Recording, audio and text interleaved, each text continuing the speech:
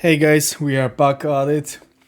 Now let's just go quickly through equities, Bitcoin and just general outlook. I've discussed that on previous videos and basically on a post for the past few months, but I'm sure you guys saw it already. We're pretty much mirroring the previous cycle Fractal. And I would like to believe that we are somewhere here right now. And even though this took, quite a long time, I mean, until bottom was 23 weeks, that means it will put us in July. I think it is very possible, maybe even quicker. Now, just to show that obviously it can deviate, it's not, set in stone setup, but basically it just look like that. Just imagine we are doing exactly same thing over here, roughly, so something like that. Obviously it's possible that we deviate from that. I really wouldn't be surprised if we, have some sort of similar price action before we start bottoming out later on this year. Now, there are a few reasons why I think we might bottom. We should bottom before Q4. Well, firstly, I just don't see unless the purpose will be to destroy multiple economies, including the US one. There's just literally no way to sustain the market with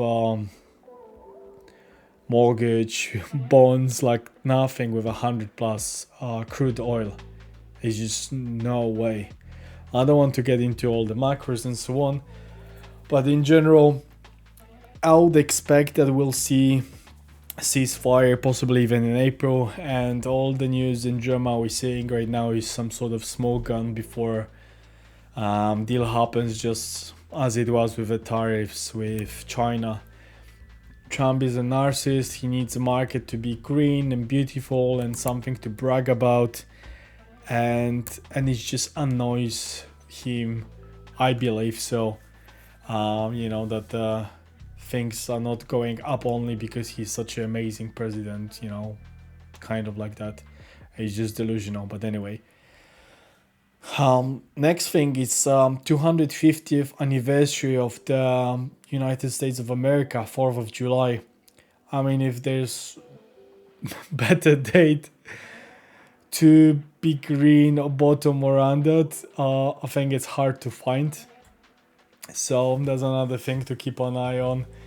I think we should either bottom around that date, plus minus maybe a month, or even before it, which is possible. Would be very fast, but it is definitely possible.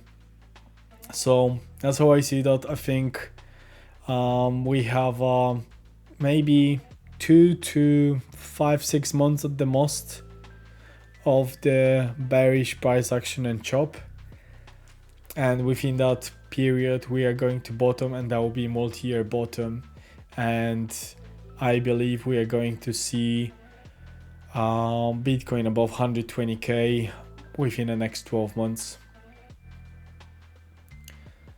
So if we count from today, let's look at April 1st 2027.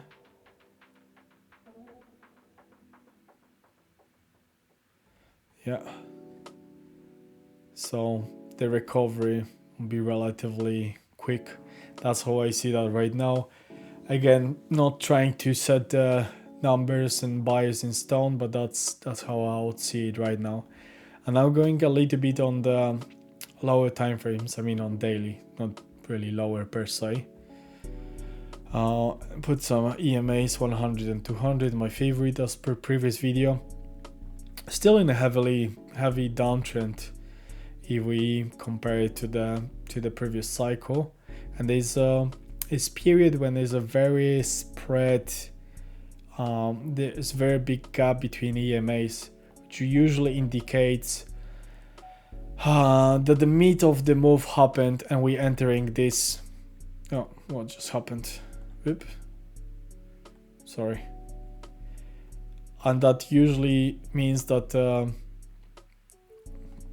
meat of the move happened here on the downside and we're entering this chop, prolonged chop before the directional play. So that's how I would see that right now as well, that we are entering this choppy period right now, and regardless where we head in the next few days or a few weeks, it's still gonna take some time to build a proper bottom unless there are some groundbreaking news, something that will shape shift the market completely. Just to look at the Bitcoin itself, I mean, it's on the EMAs alone is pretty straightforward. We rejected just from the just under the 76k. If we just mark the few levels very quickly, I mean, this was 1 second here, 65.9. So here I think it's a current like a main support that is currently protected around that 65.9. So if you just look at the amount of the retest we had at this level is insane. I'm not even going to pick up all, but like that's the daily chart.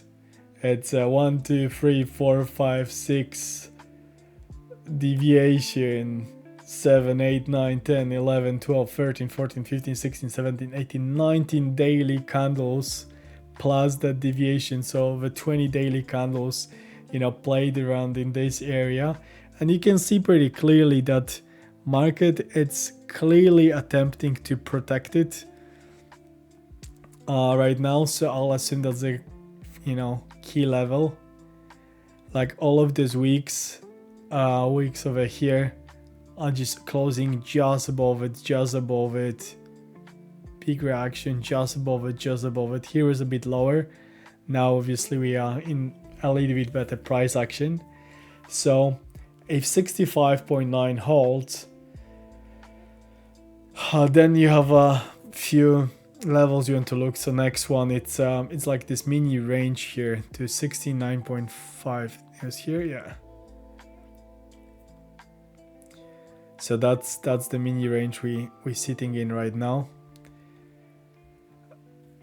and that will probably lead into the bigger move either way. So basically we accept below, we flush, we accept above, we pump.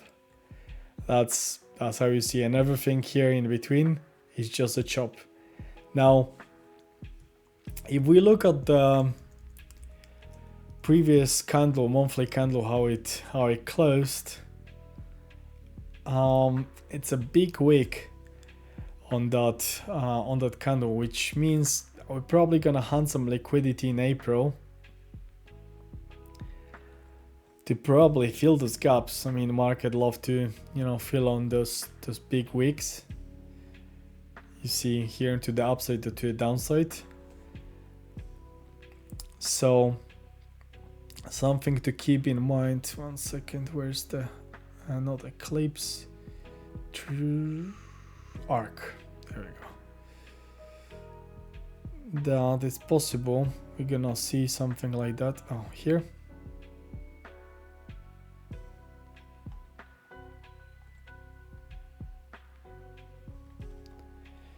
And we going to have some sort of deviation in these areas. I'll explain how I see that.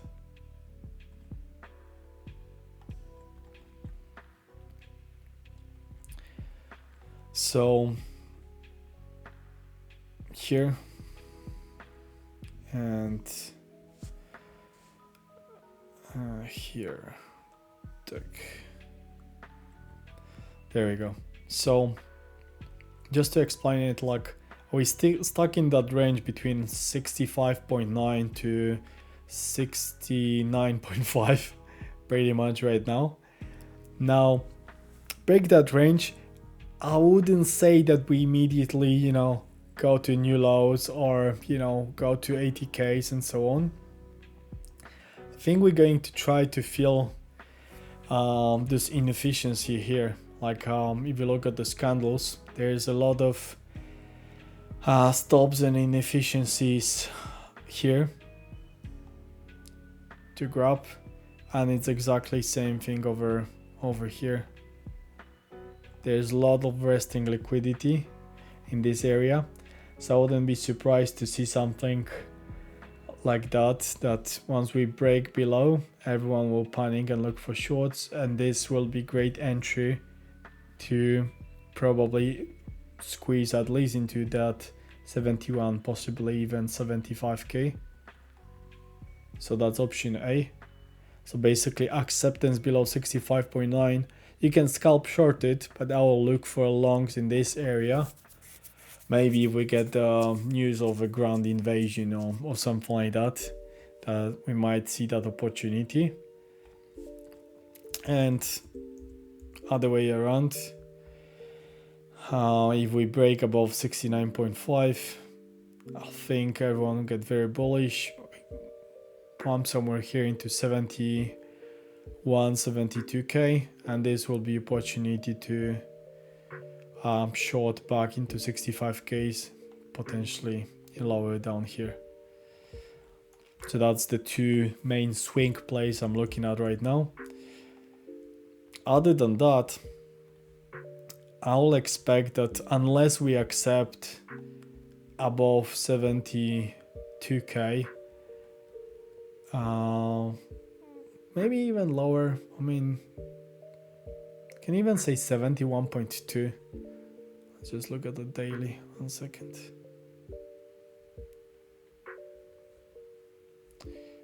Chart is slow.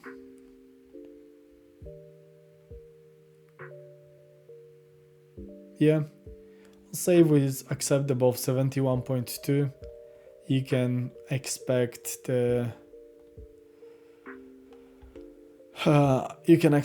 push at least into that EMA 100 here, 75, 76, and if that's flipped, then possibly we're going to have a nice bearish retest into 80k. So if you see those EMAs are also moving down, so whenever that happens, we're probably gonna be lower down, and they're gonna start flatten here. So that's option A. Option B is basically if we accept below 65.9, and it's not going to be immediate reaction, so we're not going to see, you know, Wick and back above. And if we actually sit below it, I'll then expect that, you know, we're going into new lows. That's just how I see it for the next few weeks. Now, to simplify the buying range for Bitcoin, we'll just look on a daily or 3-day chart. I think instead of really overcomplicating it, you just look at this area, and it's going to be a major support, and this is a huge value area to just accumulate. So basically anything from 46 to like low 60k's is your buy range on Bitcoin. And if we get to, you know, 62 or 57 or 51, doesn't really matter. I mean, you know, if you look at that, sure, it's pretty wide, like 25% range. But in reality, if you look into, let's say, you get roughly around the, not even middle, but let's say average around 58k, for example. That's a clean 2x into just the previous all-time highs. I think it's a great value here for adding Bitcoin over the next few weeks, few months. If we look at the equities, not much new. I wouldn't really overcomplicated it.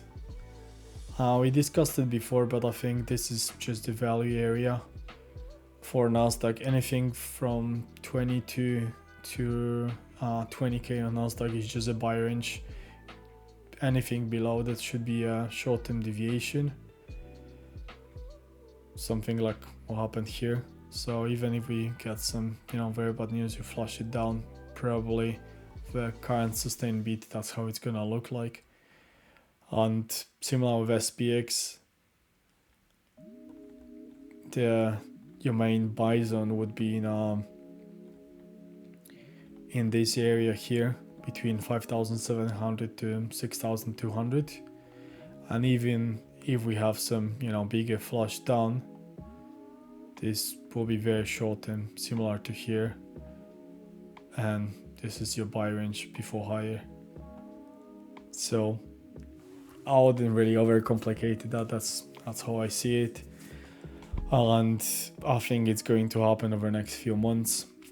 I think people are already losing their minds, and they're gonna call lower if we dip, or when we dip below 60k or back to low 60k's, rather than just looking at it as the opportunity to buy, sit on your hands and relax for the next few months and just print when the time comes. For Hyperliquid, if we look at daily, I think it's pretty clear with the support sits here between 33k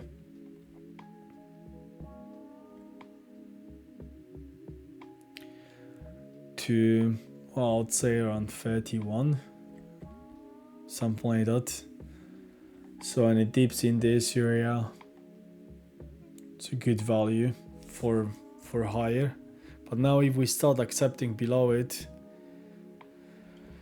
below those EMAs, let's try 12 hour, will be a little bit more accurate. Yeah. So if we start accepting here below 33k, I think there's a chance that we're going to see some sort of deviation lower down back into 26, 28k's, and it could be a second best opportunity to buy before the higher targets. Now there are some huge accounts unstaking Hype and potentially looking to sell it. I think we should treat it as opportunity. This is a big value area here, and if we get dips lower down right here, I mean, it's just an easy buy. I'll expect Hype to be at least 120, 150 bucks in next year probably. So if we are lucky to have it, great. If not, then you look at 33 as the immediate support before higher. Pretty much that's how I see it. Bitcoin is being pretty strong. I wonder what's happening. It's holding very well over here.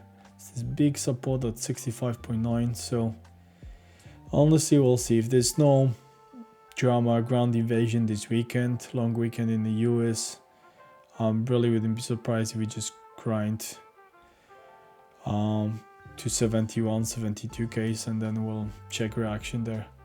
Basically, I'm looking for, as discussed, the two swing opportunities, either looking for a swing short in 71, 72k with a stops above it, and if we accept above it, then you can long from there towards the first 76, and then probably like 80k's. Let me just do the setup. So that's the two setups I'm looking at for a swing opportunity. So short 71 here. So short here, the target Well, you can obviously target new lows, but at least back to 65, 66k. Now, if we do accept above that 71, 72k, then I'll be looking for a long. Stops just below, probably at like 69, 68.9, and targeting 80k's, and obviously you can TP along the way.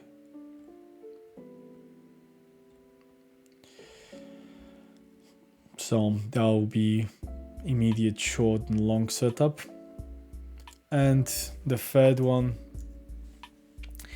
if instead of pumping from here, we're gonna dump first into 62, 63k, I'll be looking to long from here. Stops probably just below 62, like 61.5, and long at least towards the 71, 72, possibly higher. Probably leave it where the stop. I don't know which one will happen first, so that's the one I'm keeping eye on, and we'll take it as it goes. Depends what market gives us. But yeah, pretty much that's all. I think we should get pretty positive in the next few weeks, few months. Heavily focus on accumulating right coins. Make sure that you're in position by August, September. And then there's no easier bull market than, you know, when you're sitting on your hands and just every day, every week, waking up to the higher portfolio performance price, and then in between you're just trading and taking other opportunities as it goes. But yeah, that's how I see that. Hope it was helpful for everyone. Have an incredible weekend. Happy Easter, and speak to you